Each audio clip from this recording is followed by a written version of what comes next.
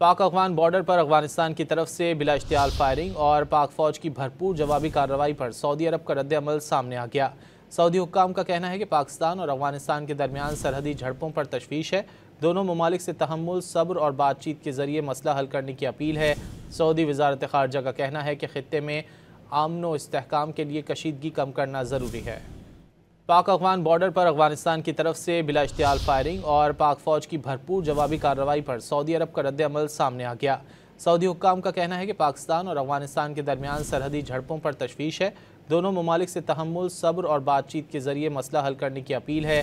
Saudi वजारत खारजा का कहना है कि खित्ते में अमन व इस्तेहकाम के लिए कशीदगी कम करना ज़रूरी है।